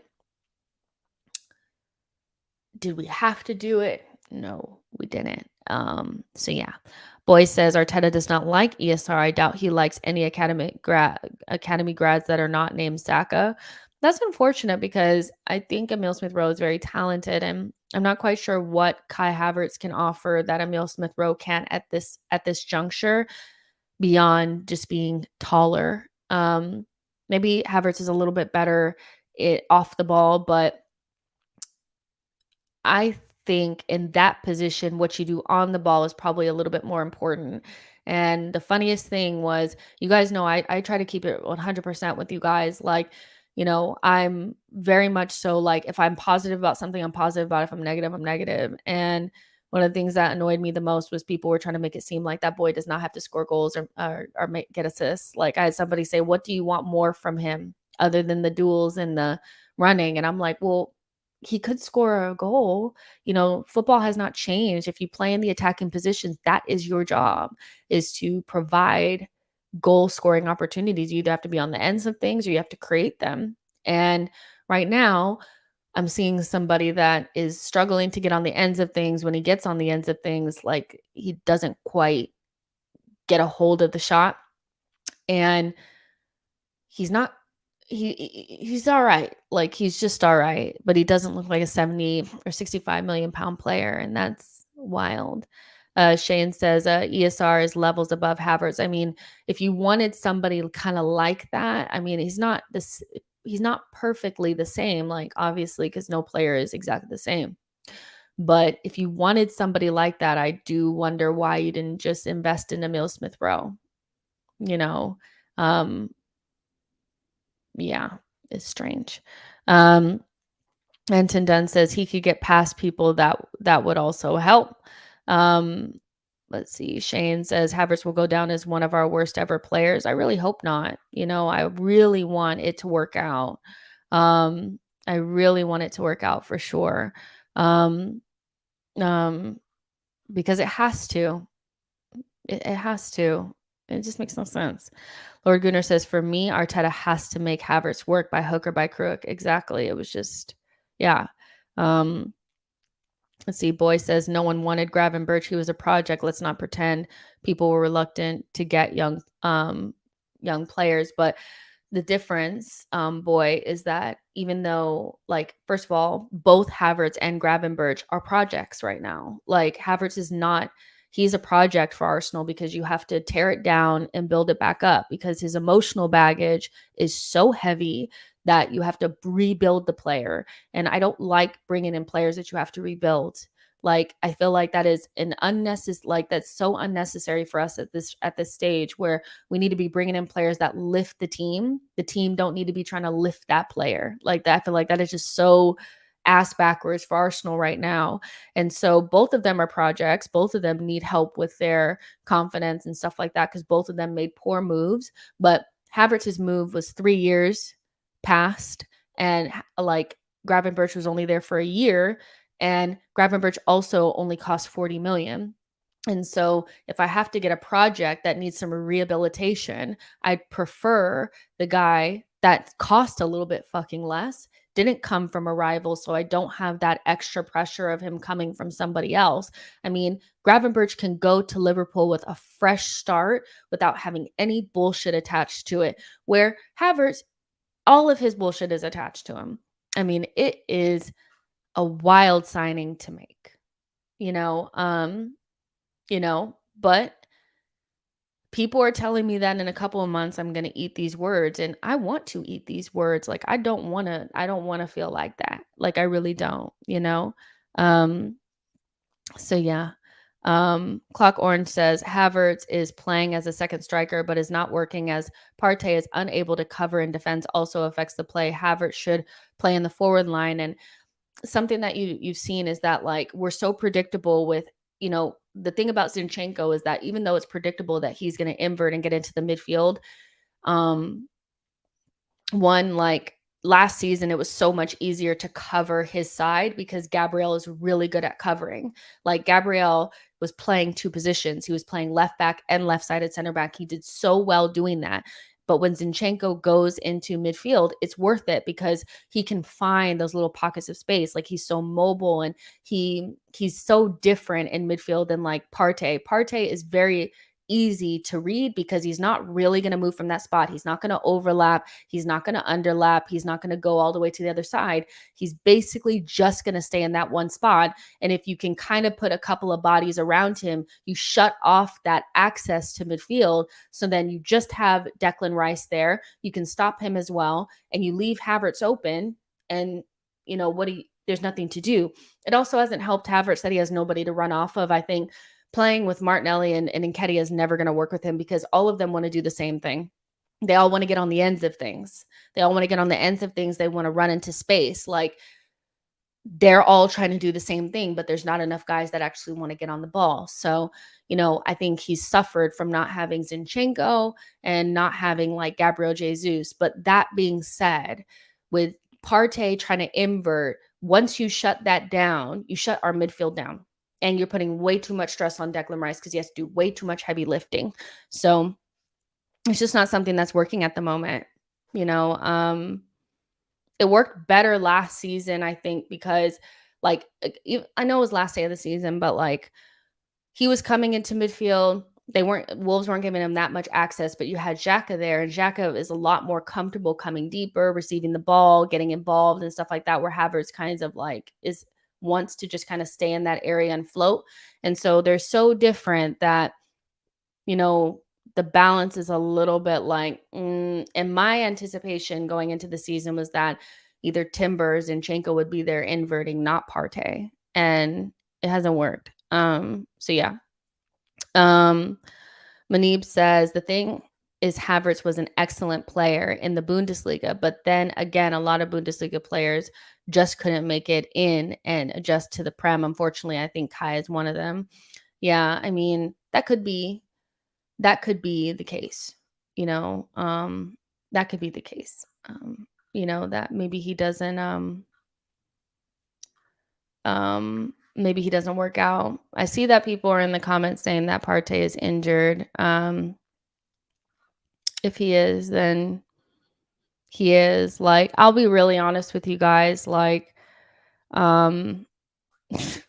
I love Arsenal, but they're not going to stress me out like the way that they did last season. Like, if they're going to go into the season with like no, the defensive depth is not going to be there. And, what can I do? So, you know, listening to people say that, like, what's the problem? Like, we're fine at the back. And that first injury hits, which our luck is always that first injury is going to hit literally after the window shuts. And so, I've already anticipated it. I've accepted it. And, if you're unserious, then I'm not going to be serious either. So that's just is what it is. Like, they're not going to take my joy. Okay. Um, Now, Timber obviously is devastating. I'll be honest with you guys. Like, the moment he got injured, the hopes and dreams for the season kind of like diminished with that. Like, you needed that signing. You needed that signing. And he was so perfect for us. And the difference between him and Zinchenko is that he could actually like defend, and he was a lot more physical. And we saw, like, even against Man City, that like defensively he was really good. Like, he got back into the line and he blocked shots, and he was just like, I love Zinny, by the way, but it gave us more stability back there, having somebody that has the technical ability to come into midfield but can also be reliable going the other way. Without that, I'm just feeling some type of way. And I'm feeling some type of way about him not being here, feeling some type of way about it all. And so I'm just counting down the months for him to come back. Like, I really am. So, that hurt bad. It really did. And you know, I don't know. Like, it's hard for me to get out of that mental state of the Timber injury. I just think a lot of my excitement for the season came and went with that. But, if Arsenal were to play well on Sunday, win the game, the joy would maybe be back, but it's the Timber injury compounded with not playing really well too, and just kind of like a low ebb for Arsenal anyway. Like, 3 games in, and we're the main person being spoken about. We're the main subject. I'm tired, like, because it feels like a continuation of last season. Like, there was no break of we're not getting a positivity break. I need positive shit. And so I'm a little deflated, but no, Concrete Jungle, the season is not over. Just for me, it's just I'm having a hard time getting to that like excited feeling that I had at the beginning of last season. And I'm having a hard time getting over Timber's injury. Like, I really am. Every time I see his little face, I'm just like, oh man, that sucks. Like, it really does. So yeah.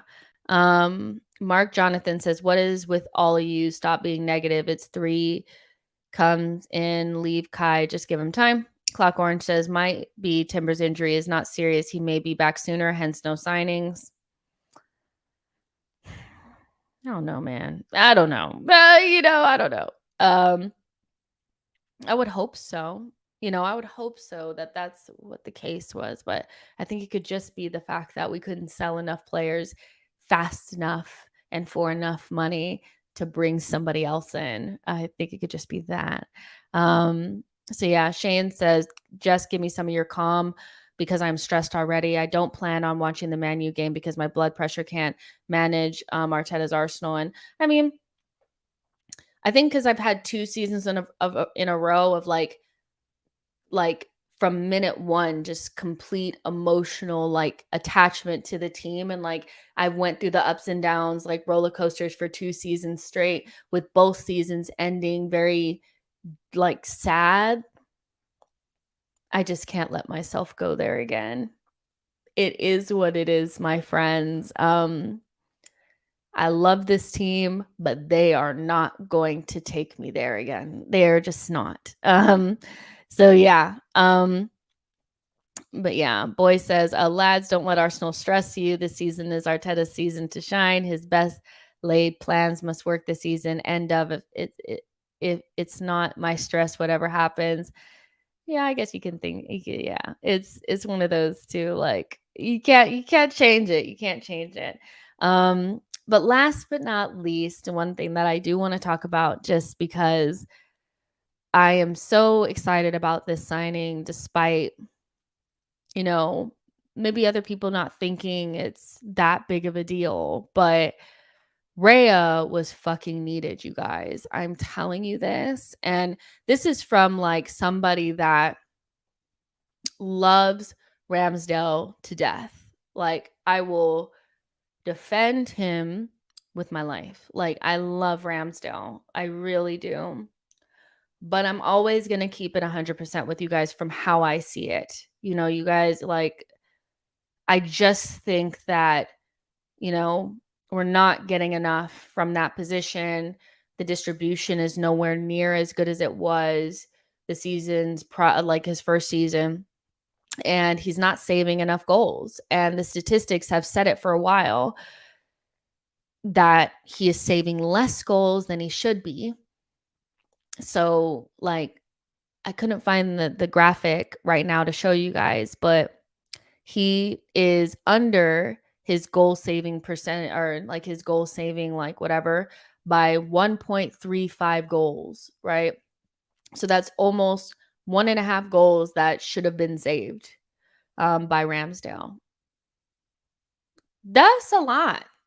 That's a lot. Like, for 3 games, that's a lot. And you think back to the Nottingham Forest game, or like, maybe the first goal from Fulham, and you're thinking, could he have done better there? And I just think there's lots of goals that we've seen where he lets the easy ones in and then makes one good stop at the end, and it kind of makes up for it, but it doesn't at the same time. Um, and so, I look at somebody like David Raya, who was statistically the 4th best goalkeeper in the league last season, and he consistently overperforms in terms of the goals that he should be saving. He saves more goals than he should, where Ramsdale was on the opposite end. And I think we should be, from a goalkeeper's perspective, trying to be as close to Allison as possible. And Ramsdale is as far as he could be away from him. You know what I mean? In terms of statistics and presence and things like that. And I love Ramsdale, but there's a reason why we wanted Raya first. And I'm glad that we gave ourselves the option, because if Ramsdale performs the way that he has been performing, in the back end of last season, or like the second half of last season, and kind of like at the beginning of this season, and Matt Turner was our only option, we couldn't do anything about it. But bringing in Raya gives us that opportunity. And I do think we'll see him sooner rather than later, because I cannot get it out of my head, you guys, that some of the goals that go in should not be going in. They should be saved, you know? And when you only give up like 1-2 chances a game, which when Arsenal are playing at their best, we probably give you 1 or 2 chances. They sometimes they're good chances though, because of the way that we play, but you have to have a goalkeeper that keeps the clean sheet, that does something spectacular and keeps you in the game. And not only is Ramsdale kind of like not doing that on a regular basis, but he's also chucking the ball into his own net sometimes too. And that's, something that I can't get it out of my head. And also, like, on set pieces, is he not organizing his back line? Is he not keeping them honest? Is he so in his own head trying to remember what he's supposed to be doing that he can't organize his back line and get them going? I wonder about all those things. So I love Ramsdale to death. This is coming from somebody who really, really likes him. But I like Arsenal more, and I want to see Raya play, because I feel like in this game where the margins are so fine, the difference really could be a goalkeeper that, just saves a couple more goals, than the other. And so, and there's a reason why we brought in Raya and didn't just get some other number 2. I don't believe all this nonsense about, um, you know, whatever, like competition. I don't think it's that. I think there's something going on there. So yeah, I really like, that signing, and getting it loan with an option was obviously, I think it's for FFP. I know some people were saying it wasn't, but it is.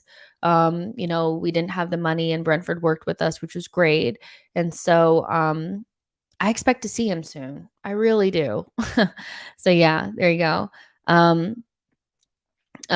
Subdued says Raya was first choice a couple years ago before AFC even brought in Ramsdale. I think Raya will be number 1 by the end of the year. I kind of agree with that as well. Shane says, big up, Jess. Love your content. It's hard being an Arsenal supporter, shaking my head.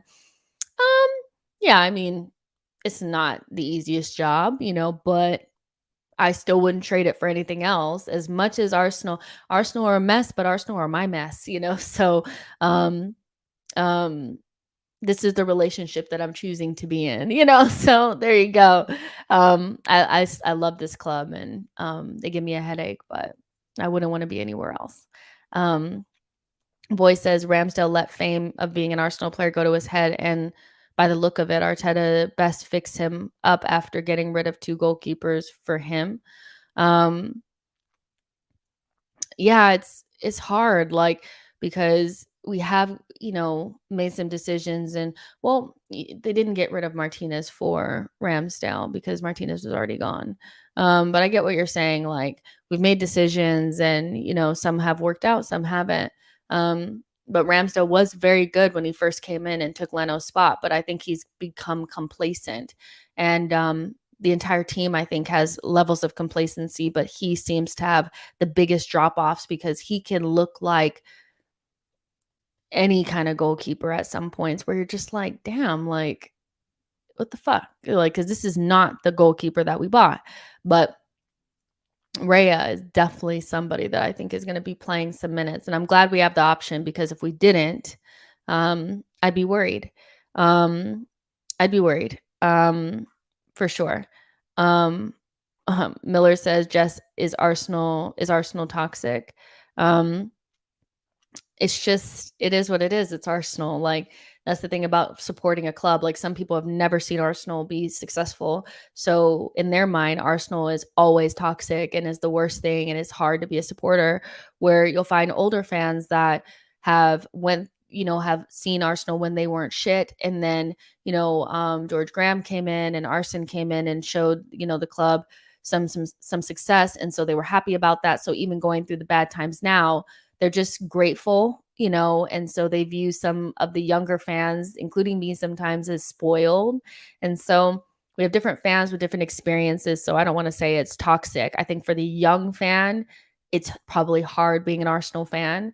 But for people that have seen Arsenal be successful, you're probably just hoping that, like, in your lifetime, you'll see that again, But I know it's hard for younger fans that haven't seen anything. And you know, um, I was talking to somebody, and they were saying that, like, their kid was, like, devastated to see Granit Xhaka leave, because he felt like Granit Xhaka was a legend of the club. And it hit me different, because I was like, there are actually people growing up that haven't really experienced world class, like, special players at this club very often. We've had some, you know, but not many. And that's sad. It is. It's sad. I'm glad that I'm a little bit older so I can remember the good old days. But also, sometimes when you remember the good old days, you kind of look at some of the stuff that you're seeing. You're like, yeah, we're not really there, are we? So yeah. Um, so yeah. But yeah, I think, in terms of the the window, it was all right. It's not great. It's not perfect. It was definitely like a 9 at one point, and then kind of sales weren't there. Timber got injured. We didn't replace Timber, and that just kind of like soured it for me. But my rating out of 10 is going to be a 6.5 out of 10. We got some important contract renewals. We brought in Declan Rice, which was really important, I thought. Timber is still a good signing. It's unfortunate that he got that ACL. Raya is a good bit of business, because we need to look at the goalkeeper situation. Kai is a huge. I'm very concerned about that because of the pressure that we put on ourselves, but I'm willing to give it time. The thing that really kind of like is the biggest ding for me is the sales still being horrendous. Um, and this bullshit about, like, well, if you couldn't buy another Timber, then you couldn't have done anything to replace him. And I just think that's total bullshit. Like, you could have done something. We had weeks to try to rectify the situation, or at least bring somebody in. And we didn't. And so we're leaving ourselves incredibly thin. At the back, we are one major injury away from being in a total crisis. And that is really unfortunate. Like, I don't like going into the season saying, well, we could get to January. Like, we could probably get to January. Like, it's a very long time until January. Um, so I'm not a happy camper, but 6.5 is the best that I can do. And Declan Rice is doing a lot of heavy lifting on that rating. But I want to know what your guys' ratings are. So get in the chat and let me know what you guys think. Out of 10. Out of 10.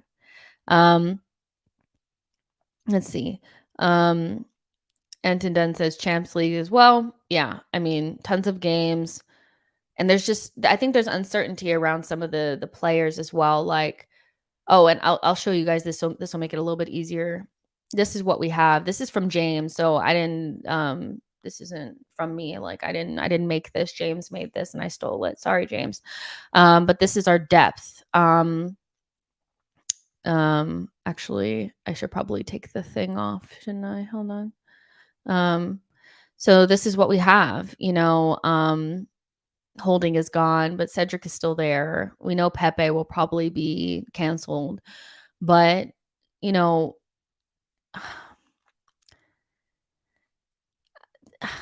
I mean, I don't even know what to say. Like, I think no real fullbacks. Like, not one. I mean, Tomiyasu is still like, and maybe that's what Arteta wants. He doesn't want any normal fullbacks. I mean, getting rid of Tierney, think definitely says that is I don't want any fullbacks. Like, I want either a midfielder playing in that position or I want a center back playing in that position. And even with that, you still have very little depth back there. Like, let's say the unthinkable happened and Saliba got severely injured, then obviously you're going to Gabriel White back there. Then you're relying upon Tomiyasu and Zinchenko to stay fit. That is very, very, very scary, scary shit when we've seen what happened last season.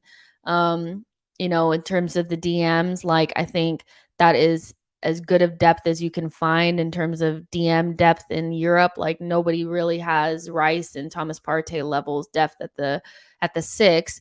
But again, we have really kind of like doubled up on some profiles, like, or tripled up.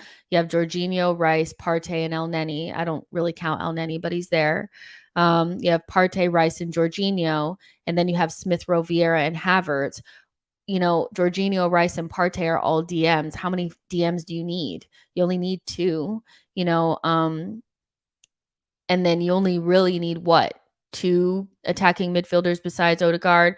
Like, what I wouldn't do to, like, maybe get rid of one of the DMs and get rid of like one of the attacking midfielders and get a regular center midfielder, like just a true number 8. We have a same Z profiles in here, but we're missing like just a center midfielder. And if, like you guys are saying, the rumors are true about maybe Partey being injured or, whatever, then, that means that Rice has to play in the 6 role, which means Havertz has to play in the 8 role. And so you lose the flexibility of being able to play, with Partey and Rice, which was something that people were really looking forward to as an option that would have really given us like that sturdiness. And yeah, that's not good. And then up front, you guys know that I always maintained that I thought we needed maybe an attacker. Like, it wasn't like something like if we didn't get it, it was the end of the world. But you know, I know a lot of people are concerned about Saka. I just think Saka is going to play every game. Like I was saying it before, I think, Arteta views him as someone like a Salah, that there's never going to be a true backup for this person, and he's going to play every game, rain or shine. And the problem is that we don't look like we can function without Saka, and that scares me. And then you have questions around Nelson, who can't stay fit, and is probably occupying a winger spot that I would have loved for like a Kudus to have, or somebody like that. Like, if you have Kudus instead of Nelson, you're really looking a lot more threatening up there. Also feeling like we'll get a center forward at some point, but yeah, it is what it is. Like, that's what we have. And without Timber back there, it's looking a little skint, but what can you do? What can you do? It's out of your hand. Um, Elliot Roberts says 6 out of 10, barely. Hold on. 6 out of 10, barely would have been 8 with a healthy timber, and the dead wood is mostly alone. Yeah, I agree. Boy says Nelson should have been let go. El Nenny's new contract last year is biting us. Cedric. I do think that El Nenny's contract was more based upon like good faith and not wanting him to, basically get into the summer, have a long-term injury and not have a job. I don't really view him as somebody having any significant, role to play. But if he does have a significant role to play, then we have problems. Manib says, I am rating this window a 3.5. Okay, to decent signings. We sold loan players that we could use like Tierney and Flo, but players like El Neni, Cedric are still here. Come on. I hear you. Angel says it's a 7. Boy says it's a 5 out of 10 window. Anton Dunn says, like, I had the same rating as you, Jess. Shane says it's a 4 out of 10. Yeah, it doesn't seem like people are very happy with the window, but I'm not surprised by that because, like, I can always sense what the mood is in the fan base, and it's not great right now. It really isn't. So yeah, Anton Dunn says Arteta is wrong again. Saka is only 22 and needs rotation and competition. They don't even coach players because why aren't they asking him to try and beat his man more with all that strength? I don't know. I don't really want to I don't think Saka is doing much wrong in terms of like how he's operating on the wing. I think he's actually been hindered quite a bit in these first couple of games by not having an overlap and not having Ben White behind him. I think that's really hurt him quite a bit.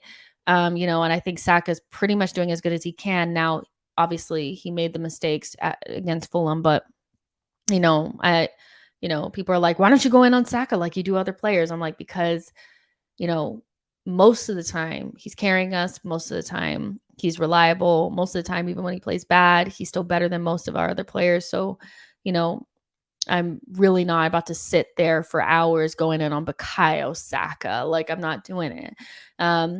Saka needs smart rotation. Like, Arteta really needs to know when to stick or twist with him. And I don't think he's really found that balance.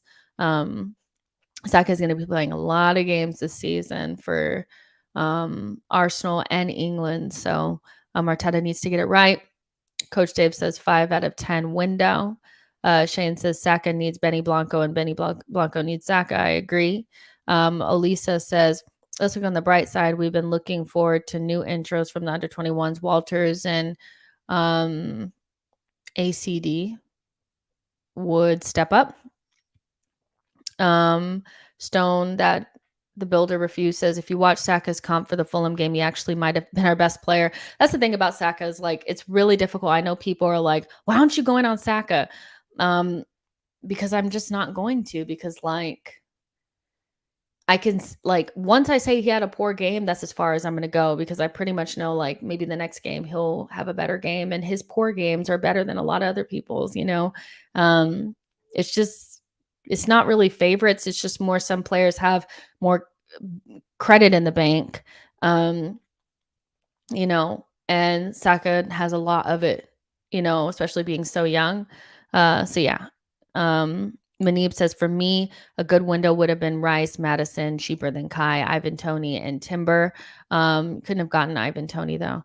Unfortunate the injury, but he suffered the injury 3 weeks ago and should have got something in. Boy says Saka must be rotated with Jesus or ESR, Vieira. They would all do a good job for us on that wing. They just need to play there more. And if they play there, like obviously what they are expected to do is so different than what Saka is. And sometimes I feel like what we do is we put different players in those positions and we almost expect them to do the same things without the same qualities as a player that they've replaced. And so like if Saka is not there, but Vieira plays there, what you're looking for is somebody that's not really going to beat his man, but is somebody that's going to like be more of a creative force, then you need to have something different. I don't think Vieira and Odegaard necessarily work on one side together, but we don't really switch things up. We put somebody different in that position and say, do what Saka does, and nobody can do what Saka does, and they end up looking like shit, and then we think the player is no good. So that's that lack of flexibility that we have sometimes. J. Rob says, 4 out of 10 we're told to get excited, then we buy 3 players and didn't address depth in key areas. Yeah, I mean, we were really close. We were really close. But the Timber injury just is nuts. So I just yeah, I'm having a very hard time getting over it. I'm sorry. Yeah, so yeah, but we'll go ahead and get out of here. That's all I kind of wanted to talk about. Um Obviously we have the Manchester United game on Sunday, but I'm actually not going to do like an instant reaction for that, but I'll actually be on Bleacher Report's app doing a match reaction for them right after the game. So if you guys download the Bleacher Report app, which is totally free and everything, and you like follow me or Jessica Black, or you follow like Arsenal or whatever, it'll pop up on your feed and you can see me there. But either way, I'll still be back on the channel at some point, just not like literally right after. But yeah, I love you guys. Obviously, a good game would really help, I think, the mood, and hopefully we get that on Sunday. But enjoy the rest of your weekend if I don't see you guys. But hopefully I'll see you guys on the channel on Sunday at some point. And yeah, I love you guys so much. Have a good weekend. Bye, y'all.